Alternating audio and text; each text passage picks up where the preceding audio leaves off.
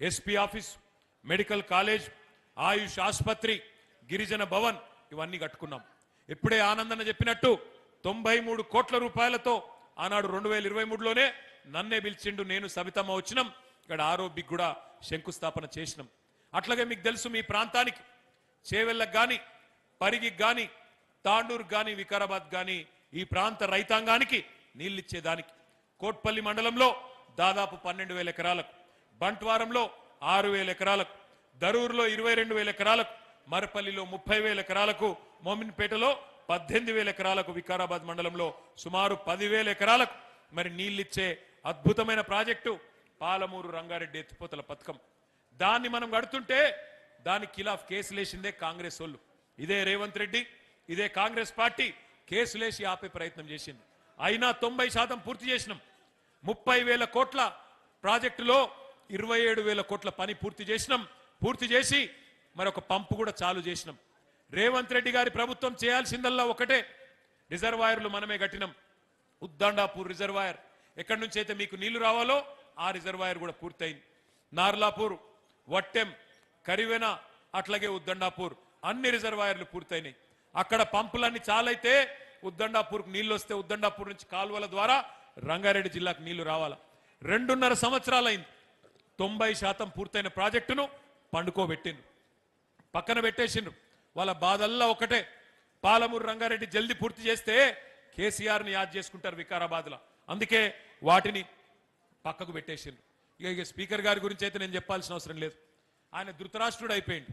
మీ speaker గారు దుర్యోధనుడు రేవంత్ రెడ్డి గారు చేసే దుర్మార్గాలు కనబడతలేవు. ఆయన పుత్ర ప్రేమలో కళ్ళని మూసుకుపోయినాయి. ఎమ్మెల్యేలు మన పార్టీ వాళ్ళు 10 మంది పార్టీలు మారిండ్రు. అందులో ఒక ఆయన అయితే పోయి మళ్ళీ కాంగ్రెస్ పార్టీ బీఫామ్ మీద పార్లమెంట్ కూడా పోటీ చేసిండు. కానీ స్పీకర్ గారికి ఏం కనబడతలేవట. వాళ్ళు కాంగ్రెస్ కండువాలేసుకున్నది కనబడతలేదు, జై కాంగ్రెస్ అన్నది కనబడతలేదు, వాళ్ళు చేయి గుర్తుకు ప్రచారం చేసింది కనబడతలేదు, ఏది కనబడతలేదు అంటే స్పీకర్ గారికి. అట్లాగే మీ వికారాబాద్ రోడ్ల మీద ఉండే పొక్కలు కూడా కనబడతలేవు పాపం. గట్ల అయిపోయింది ఇలా ధృతరాష్ట్రుడికి పరిస్థితి అయిపోయింది స్పీకర్ గారు. ఒకటి మాత్రం పక్కా, ఇవాళ ఆనంద్ గారు గెలిచినా ఓడినా మీ అందరి మధ్యనే ఉన్నాడు, మీకోసమే నిలబడ్డాడు. అట్లాగే మరి వికారాబాద్లో చేసిన పనులు కూడా చాలా ఉన్నాయి. భూములు ఇక నాకంటే బాగా మీకు తెలుసు. భూములు ఎంత ధర ఉండే ఆనాడు రియల్ ఎస్టేటు, ఇవాళ ఎట్లా ఉన్నదో నాకంటే బాగా మీకే తెలుసు. మార్పు బాగుందా వికారాబాద్లో? రియల్ ఎస్టేట్ వాళ్ళు చెప్పాలి, బాగుందా మార్పు? రియల్ ఎస్టేట్ కిందికి అయిందా లేదా? అయిందా? మరి అన్ని అనుముల బ్రదర్సే బుక్కుతుంటే భూములన్నీ అన్ని అనుముల కుటుంబ సభ్యులే, రేవంత్ రెడ్డి గారు అన్నదమ్ములే అన్ని మింగుతుంటే తిరుపతి రెడ్డి ఒక దిక్కు, కొండల రెడ్డి ఒక దిక్కు, కృష్ణారెడ్డి ఒక దిక్కు, ఇంకో రెడ్డి గారు ఇంకో దిక్కు, నలుగురు 4 దిక్కుల తలిగి రేవంత్ రెడ్డి కుటుంబ సభ్యులే మొత్తం మింగుతుంటే ఇకేం మిగులుతుంది? రియల్ ఎస్టేటు మొత్తం ఆగమైపోయింది. ఈ 2.5 సంవత్సరాలలో లక్షల మంది ఆధారపడే రియల్ ఎస్టేట్ రంగారెడ్డి వికారాబాద్ జిల్లాల్లో మొత్తం ఛిద్రం చేసిండు. నేను మీ అందరినీ ప్రార్థించేది ఒకటే, మీ దగ్గర 284 బూతులు ఉన్నాయి, పోలింగ్ బూతులు. మీ అందరికి ఉన్నది 83, 84 ఉన్నాయి.